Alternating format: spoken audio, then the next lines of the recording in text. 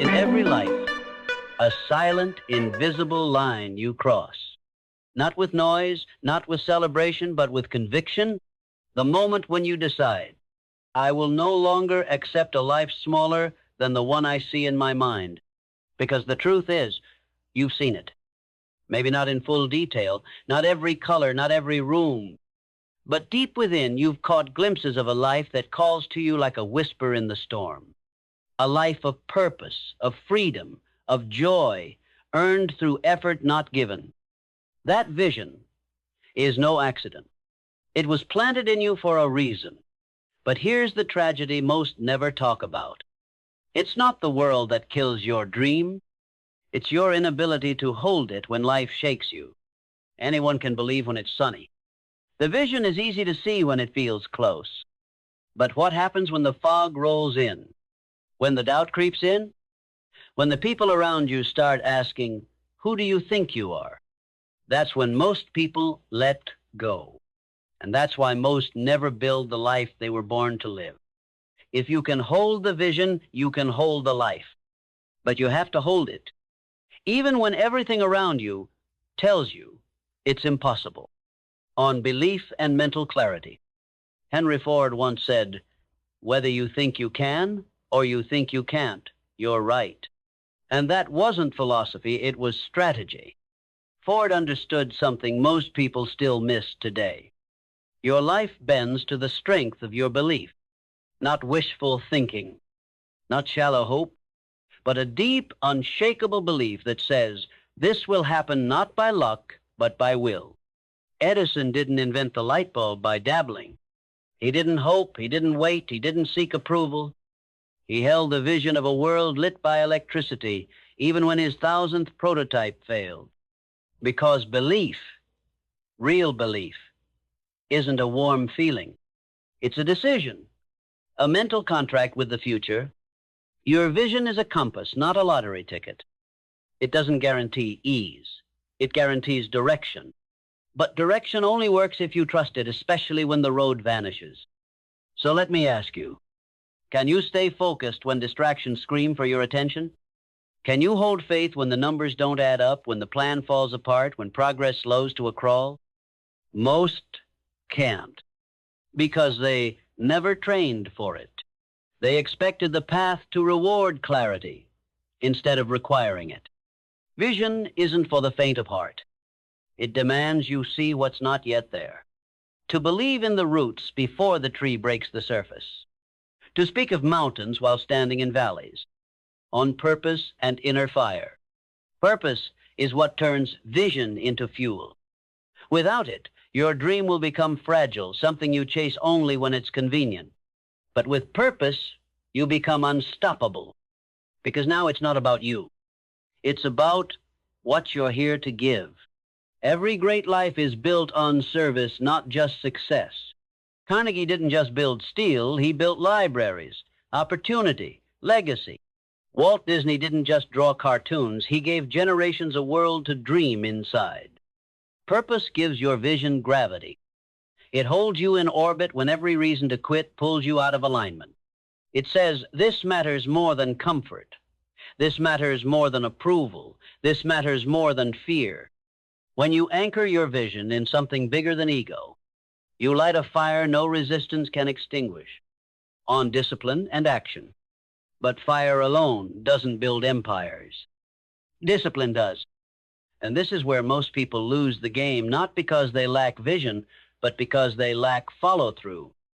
Discipline is the bridge between what you see and what you live. It's showing up when the excitement fades. It's doing the reps when the results aren't there yet. It's choosing long-term alignment over short-term emotion again and again and again. Michelangelo didn't chisel David in one afternoon.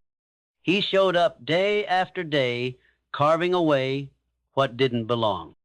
That's what discipline is. Not just building, but removing the unnecessary. Chiseling the distractions, the excuses, the false narratives. You won't always feel motivated. You won't always feel clear. But discipline is what steps in when feelings fall apart. And if you want to hold a life, You must master the mundane, because that's where greatness hides, not in the spotlight, but in the dark, uncelebrated hours of quiet effort. On emotional resilience and adaptability, life will not hand you what you want. It will test you. It will bend you. It will try to break you with detours, delays, and disappointments.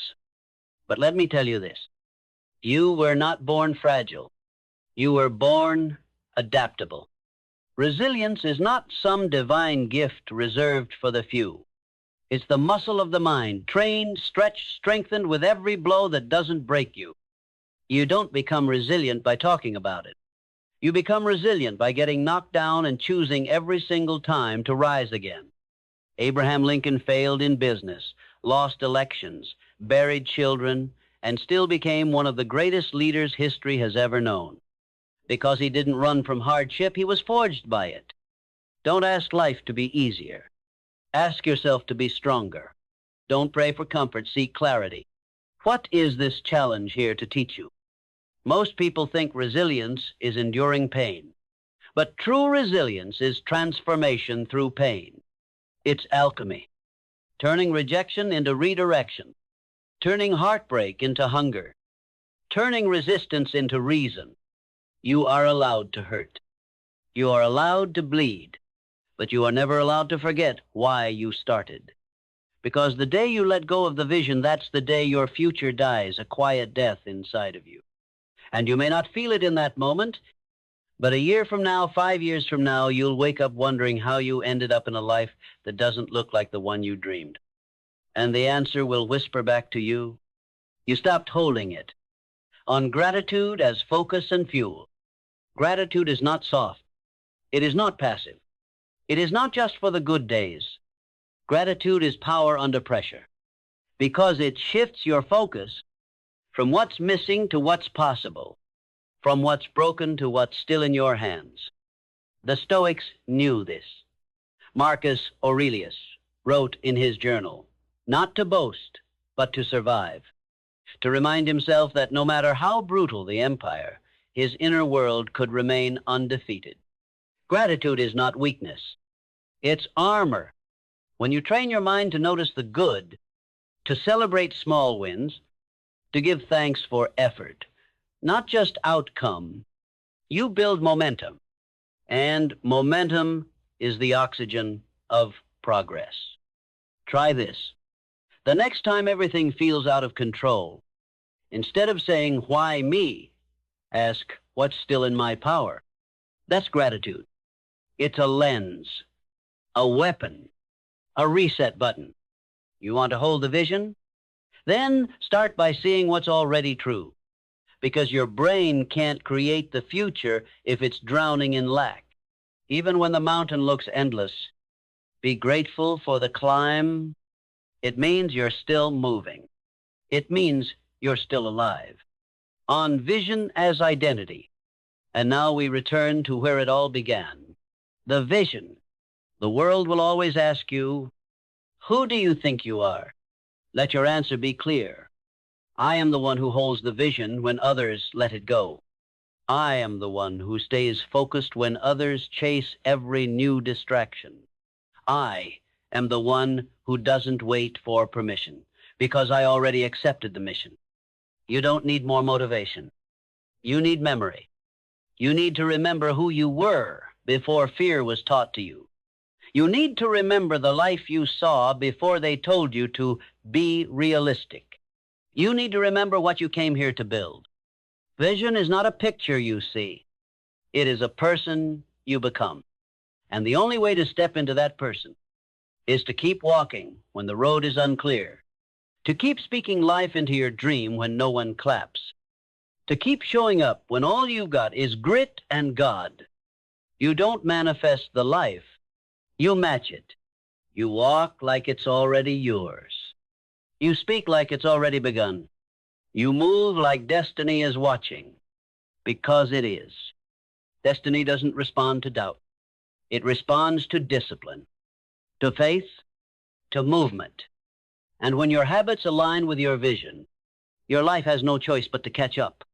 On the battle for focus in a distracted world, We live in an age where everything is designed to steal your attention.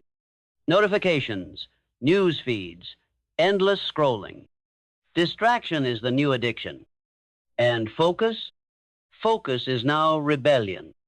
Holding a vision in today's world is war. Not a war with bullets, but one with seconds, screens, and self-doubt. You are under siege, not by enemies, but by algorithms. Not by villains, but by convenience. And yet, the greatest people in history didn't create greatness in silence. They built it in noise, in resistance, in chaos. They protected their minds like sacred ground because they knew where your attention goes, your energy flows, and where your energy flows, that becomes your life. Walt Disney had vision, but more importantly, he had focus.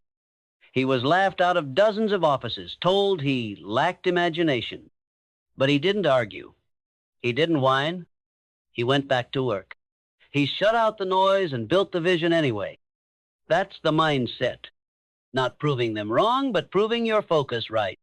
Because the second you start building just to get validation, you've already lost the point.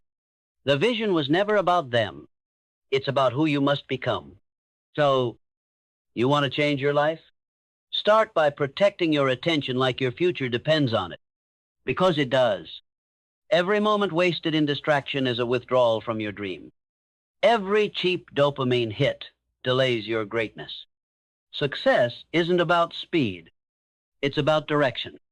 You don't need to move faster. You need to move truer.